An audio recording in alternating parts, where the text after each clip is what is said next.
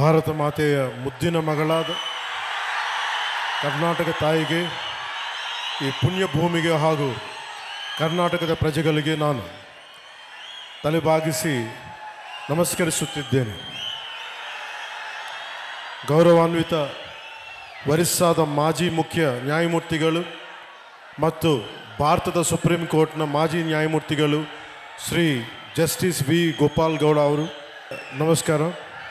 ಗೌರವಾನ್ವಿತ ಕೇಂದ್ರ ರಾಜ್ಯ ಸಚಿವರು, ರೈಲ್ವೆ ಸಚಿವಾಲಯ ಮತ್ತು ಜಲಶಕ್ತಿ ಸಚಿವಾಲಯ ಹಾಗೂ ಸಂಸದರು, ತುಮಕೂರು ಲೋಕಸಭಾ ಕ್ಷೇತ್ರ ಶ್ರೀ ವಿ ಸೋಮಣ್ಣ ಅವರು, ಗೌರವಾನ್ವಿತ ಸಂಸದರು, ಕೋಲಾರ ಕ್ಷೇತ್ರ ಶ್ರೀ ಎಂ ಮಲ್ಲೇಶ್ ಬಾಬು ಅವರು, ಗೌರವಾನ್ವಿತ ಮಾಜಿ ಉಪಸಭಾಪತಿ, ಕರ್ನಾಟಕ ವಿಧಾನಸಭೆ ಮತ್ತು ಮಾಜಿ ಶಾಸಕರು, ಚಿಂತಾಮಣಿ ಕ್ಷೇತ್ರ ಶ್ರೀ ಎಂ ಕೃಷ್ಣಾರೆಡ್ಡಿ ಅವರು,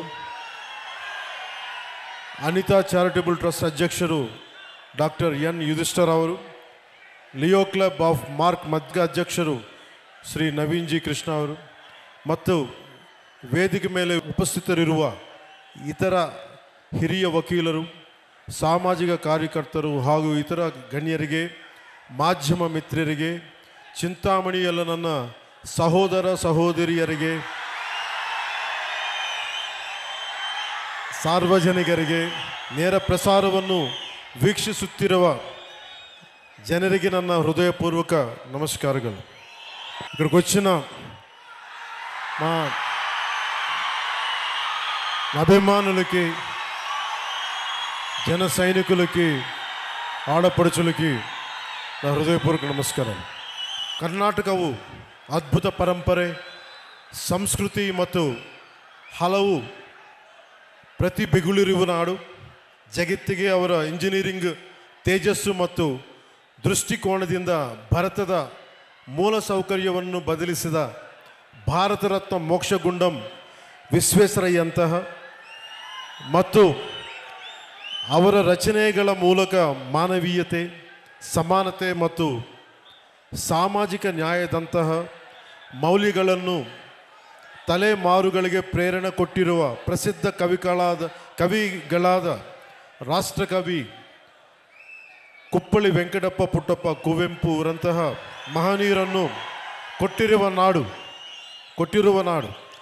ಕರ್ನಾಟಕದ ಜನರು ಯಾವಾಗಲೂ ತಮ್ಮ ಶ್ರಮ, ಸೃಜನಶೀಲತೆ ಮತ್ತು ಪ್ರಗತಿಯ ಕಡೆಗೆ ಪ್ರತಿಬದ್ಧ ಇರುವವರು.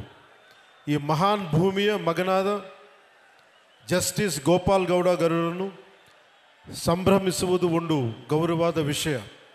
ಅವರ ಜೀವನ ಮತ್ತು ಕಾರ್ಯ ಕರ್ನಾಟಕವು ನೂರಾರು ವರ್ಷಗಳಿಂದ ಪಾಲಿಸಿರುವ ನಿಷ್ಠೆ ಮತ್ತು ಸೇವೆಯ ಮೌಲ್ಯಗಳನ್ನು ಪ್ರತಿಬಿಂಬಿಸುತ್ತವೆ. ಗೌರವಾನ್ವಿತ ಜಸ್ಟಿಸ್ ವಿ ಗೋಪಾಲ್ ಗೌಡ ಅವರು 75ನೇ ಜನ್ಮದಿನ ಆಚರಣೆಯ ಈ ವಿಶೇಷ ಸಮಾರಂಭದ ಭಾಗವಾಗಿರುವುದು ನನಗೆ ಅಪಾರ ಸಂತೋಷ ಮತ್ತು ಗೌರವವಾದ ಭಾವನೆಯನ್ನು ನೀಡುತ್ತದೆ. ಅವರು ಭಾರತೀಯ ನ್ಯಾಯ ವ್ಯವಸ್ಥೆಯಲ್ಲಿ ಬಹು ಗೌರವನೀಯ ವ್ಯಕ್ತಿತ್ವಗಳಲ್ಲಿ ಒಬ್ಬರು. ಸತ್ಯ, ದಯ ಮತ್ತು ನ್ಯಾಯಕ್ಕೆ ಇರುವ ದೃಢ ನಿಷ್ಠೆಯಿಂದ ಪರಿಚಿತ.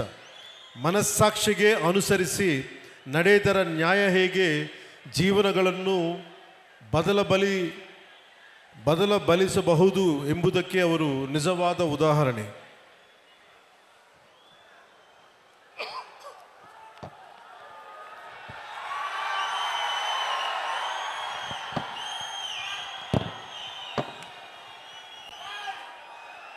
ఒక వ్యక్తి తన జీవితాన్ని ఎలా జీవించాలి, పదవిలో ఉన్నప్పుడు తన శక్తిని ఎవరి కోసం ఉపయోగించాలి, పదవి దిగాక కూడా తన గళం ఎవరి కోసం వినిపించాలన్న ప్రశ్నకు సమాధానం మన కళ్ళ ముందే నిలబడిన ఒక వ్యక్తి రూపంలో ఉంది.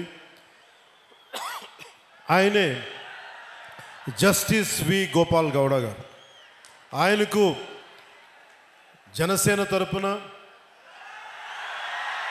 ప్రజల తరపున నా హృదయపూర్వక జన్మదిన శుభాకాంక్షలు.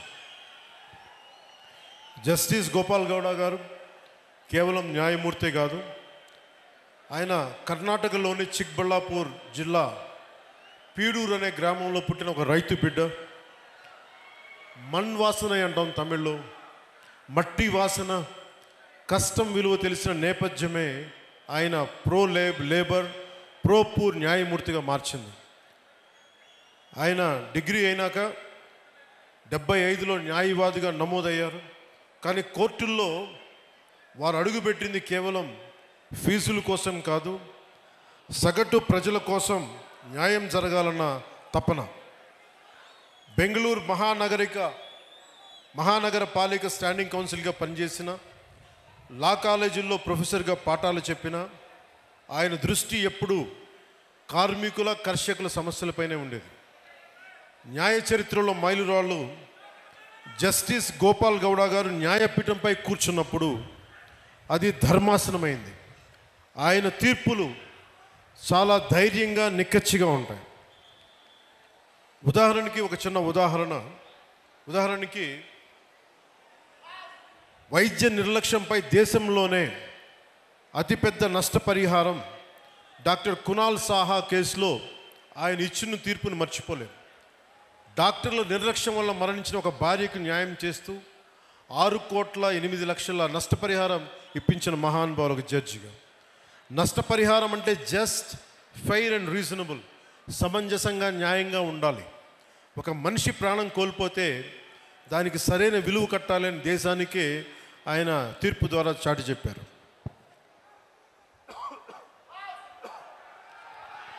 కార్మికుడికి రక్షణ, ఒక హైకోర్టు తీర్పును కొట్టివేస్తూ కార్మికుడికి అక్రమ తొలగింపునకు పరిహారం బదులు ఉద్యోగం పునరుద్ధరణ, రీఇన్స్టేట్మెంట్ తప్పనిసరి అని తేల్చి చెప్పారు. కార్మికుడికి ఉద్యోగం అంటే కేవలం జీతం కాదు, అది అతని గౌరవం, అతని భద్రత నిరూపించారు. రైతు భూముల్ని ఒక రక్షకులు వారు. పాత చట్టాల పేరుతో రైతుల భూముల్ని లాక్కోవటం ఎంతవరకు ధర్మం? భూసేకరణ చట్టం 2013లోని సెక్షన్ 24 పారాగ్రాఫ్ 2ను పటిష్టంగా అమలు చేస్తూ 5 ఏళ్లుగా పరిహారం చెల్లించని రైతుల భూములను అక్విజిషన్ ల్యాప్స్ చేసి తిరిగి వారికి అప్పగించారు. రైట్ టు లైఫ్ అంటే జీవించే హక్కు అంటే జీవనోపాధి అని, రైట్ టు లైవ్లీహుడ్ అని ప్రభుత్వాలకి చాలా సున్నితంగా హెచ్చరించారు. అలాగే నాకు ప్రత్యేకించి జనసేన సిద్ధాంతాలకి ఆయన చాలా బలమైన సపోర్టర్, బలమైన మద్దతుదారు. జస్టిస్ గోపాల్ గౌడ గారు అంటే కేవలం రిటైర్డ్ సుప్రీంకోర్టు జడ్జి కాదు, ఆయన నేటికి ఏ పాలకుల్లో ఏ తప్పులు ఉన్నా కానీ రాజ్యాంగ ఉల్లంఘనలపై నిర్భయంగా గళమెత్తుతున్న ఒక నిత్య పోరాట యోధులు. ఆయన జనసేన సిద్ధాంతాలను, విలువలను ఎంతో గౌరవిస్తారు. అందుకే చాలా పరిస్థితుల్లో మేము చేసిన పోరాటంలో ఆయన పాలు పంచుకున్నారు. భూసేకరణ చట్టంపై కావచ్చు, నల్లమల యురేనియం తవ్వకాలు కావచ్చు, అలాంటి సమావేశాలు ఆయన ఇచ్చిన దిశానిర్దేశం మా పోరాటానికి బలం. ఇటీవల గత ప్రభుత్వాలు ఉన్నప్పుడు రాజధానుల ఆలోచనపై న్యాయపరమైన అంశాలను చాలా నిర్మోహమాటంగా నిక్కచ్చిగా చెప్పారు. ఆయన ధైర్యం, ఆయన నిబద్ధత, ఆయన విలువలతో కూడిన రాజకీయం, ఇవన్నీ జనసేన లక్ష్యాలు. యువ న్యాయవాదులకు, ప్రజానాయకత్వానికి, రాజ్యాంగాన్ని కాపాడాల్సిన అవసరాన్ని ఆయన నిరంతరం గుర్తు చేస్తారు.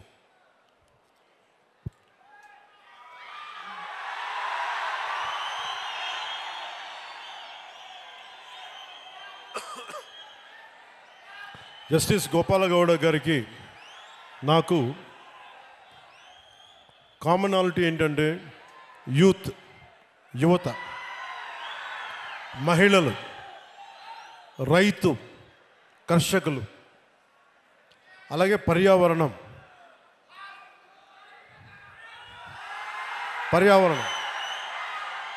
ఇవన్నీ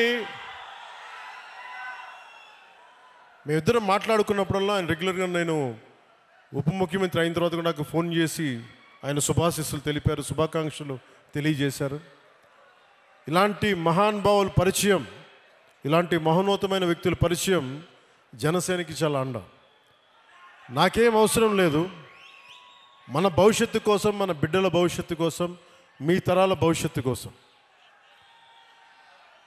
సినిమాల్లో బిగ్ సక్సెస్లో ఉన్నప్పుడు, ఖుషీ తర్వాత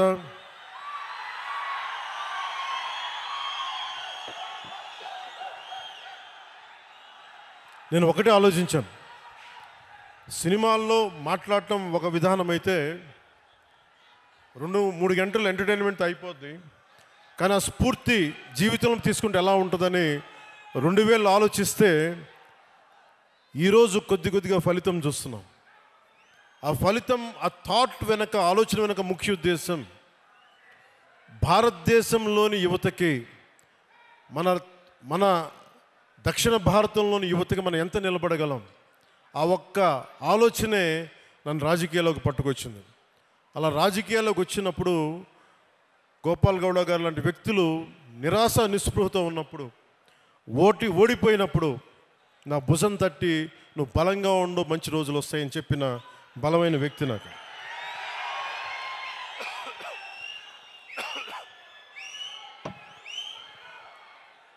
ఇది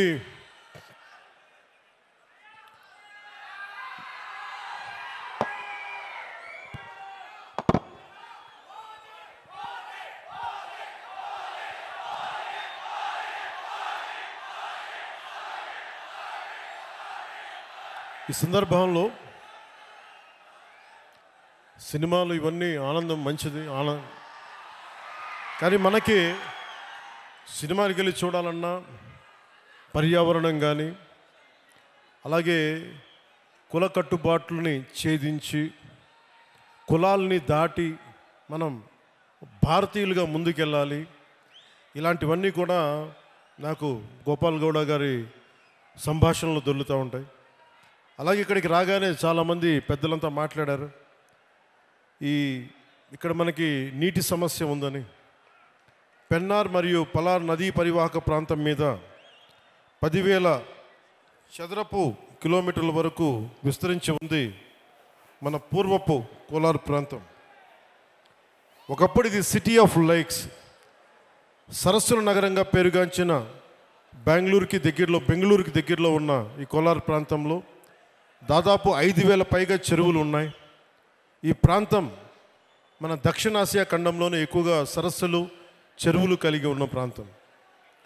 ఇది మన పూర్వీకులు, మధ్యయుగ పాలకులు నీటి సంరక్షణ, నీటి పరివాహక నిర్వహణ వారికి ఉన్న అపార విజ్ఞానానికి నిదర్శనం.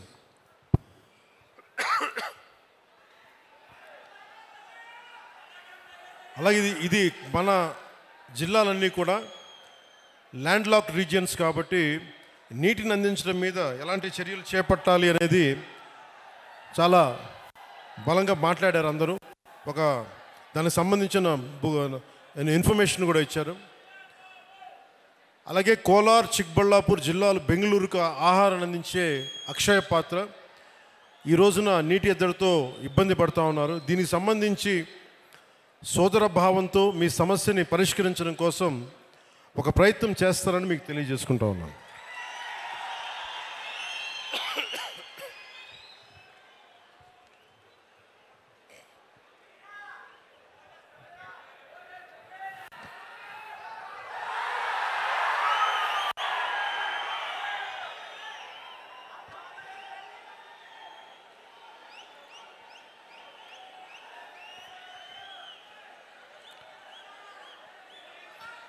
ಆಂಧ್ರಪ್ರದೇಶ ಸೀಮೆ ಹತ್ತಿರದ చింతామణి ఇక్కడికి వస్తూ ఉంటే చింతామణిలో ప్రతి ఒక్కరు కూడా మన అభిమానులందరికీ అంటే ఎంత అదృష్టం చేసుకున్నామంటే మనందరం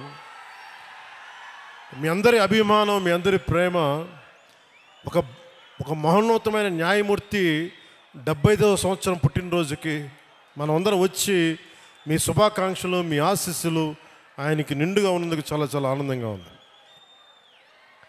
ಆಂಧ್ರಪ್ರದೇಶ ಸೀಮೆ ಹತ್ತಿರದ చింతామಣಿಯ ಈ ನಗರದಲ್ಲಿ ಇಂದು ಇರುವುದು నాకు ಗೌರವವಾದ ವಿಷಯ. ಇದು ನಮ್ಮ ಸಮಾನ ಮೌಲ್ಯಗಳು ಮತ್ತು ಆಳವಾದ ಸಂಬಂಧಗಳನ್ನು ಪ್ರತಿನಿಧಿಸುತ್ತದೆ. ಆಂಧ್ರಪ್ರದೇಶ ಮತ್ತು ಕರ್ನಾಟಕದ ಸಂಬಂಧ ಪರಸ್ಪರ ಗೌರವ ಮತ್ತು ದಶಕಗಳ ಸ್ನೇಹ ಮತ್ತು ಸಹಕಾರದ ಮೇಲೆ ಬಲವಾಗಿ ನಿಂತಿದೆ. ಅನೇಕ ತೆಲುಗು ಕುಟುಂಬಗಳು ಕರ್ನಾಟಕದಲ್ಲಿ ನೆಲೆಸಿದ್ದಾರೆ ಹಾಗೂ ಇಲ್ಲಿನ ಸಾಮಾಜಿಕ ಮತ್ತು ಸಾಂಸ್ಕೃತಿಕ ನೆಲೆಯನ್ನು ಸಮೃದ್ಧಪಡಿಸಿದ್ದಾರೆ.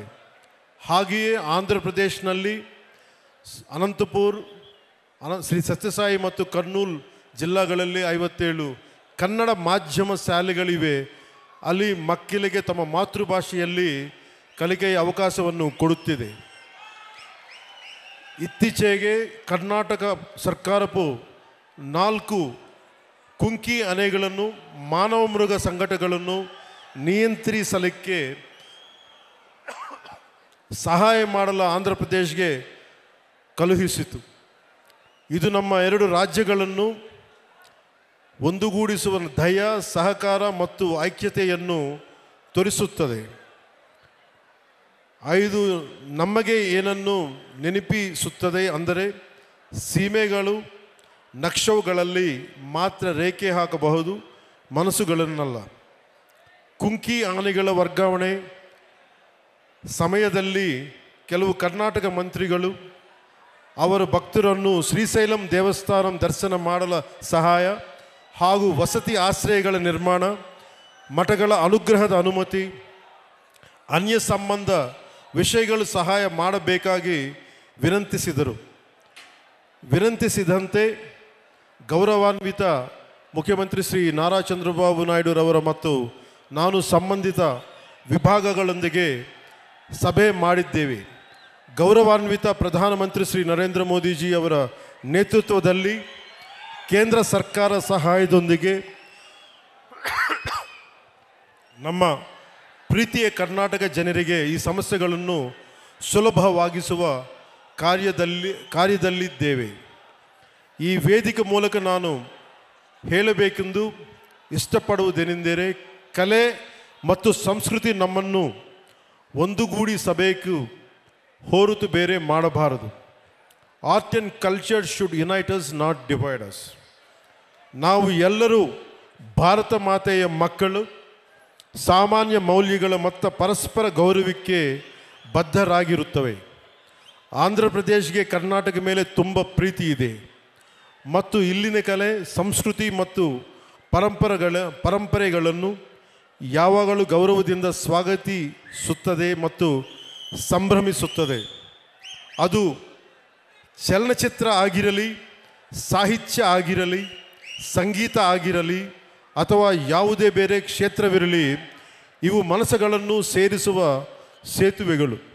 ವಿಶೇಷವಾಗಿ ಚಲನಚಿತ್ರಗಳು ಜನರಿಗೆ ಪರಸ್ಪರ ಸಂಸ್ಕೃತಿ ಮತ್ತು ಮೌಲ್ಯಗಳನ್ನು ಅರಿಯಲು ಬಲವಾದ ಮಾಧ್ಯಮವಾಗಿವೆ. ಈ ಏಕತ್ವದ ಮತ್ತು ಪರಸ್ಪರ ಗೌರವದ ಭಾವನೆಯೇ ನಮ್ಮ ಜೀವನದ ಪದ್ಧತಿಯಾಗಬೇಕು. ಇದೇ ರೀತಿ ನಾವು ನಮ್ಮ ಸಮಸ್ತ ಭಾರತವನ್ನು ಸಂಭ್ರಮಿಸಬೇಕು. ಜಸ್ಟಿಸ್ ಗೋಪಾಲಗೌಡ ಅವರಿಗೆ 75ನೇ ಜನ್ಮದಿನದ ಹೃದಯಪೂರ್ವಕ ಶುಭಾಶಯಗಳು. ಇಂದಿನ ಸಂಭ್ರಮ ಕೇವಲ ಅವರ ಜೀವನದಲ್ಲಿ ಒಂದು ಮೈಲಿಗಲ್ಲದೆ ಇದು ಅವರ ನಂಬಿರುವ ಆದರ್ಶಗಳಿಗೆ ಕೊಡುವ ಒಂದು ಗೌರವ ವಂದನೆಯಾಗಿದೆ. ಇತರರಿಗಾಗಿ ಬದುಕುವುದು ಮತ್ತು ನ್ಯಾಯಕ್ಕಾಗಿ ನಿಲ್ಲುವುದರಲ್ಲಿ ನಿಜವಾದ ಶ್ರೇಷ್ಠತೆ ಅಡಗಿದೆ ಎಂದು ಅವರ ಜೀವನ ನಮಗೆ ನೆನಪಿಸುತ್ತದೆ. ಅವರಿಗೆ ಉತ್ತಮ ಆರೋಗ್ಯ ಮತ್ತು ಸಮೃದ್ಧಿಯನ್ನು ಆಶಿಸುತ್ತೇನೆ.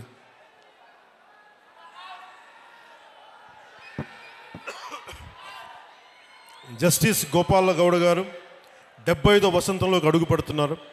ఆయన మనతోటి మనందరితోటి ఆరోగ్యంగా ఉత్సాహంగా కలకాలం ఉండాలని రూల్ ఆఫ్ లా స్థాపనలో మనకి దారి చూపాలని కోరుకుందాం. The question of how an individual should live their life, whom they should use their power to serve while in office, and whose voice they should remain after retirement is answered by the life of one man standing right before us. October 6th marks the birthday of the great personality. He is none other than Justice V. Gopal Gowdaji. ఆయనకి మనస్ఫూర్తిగా మరోమారు మనందరి తరపున శుభాకాంక్షలు, పుట్టినరోజు శుభాకాంక్షలు తెలియజేసుకుంటూ సెలవు తీసుకున్నాను.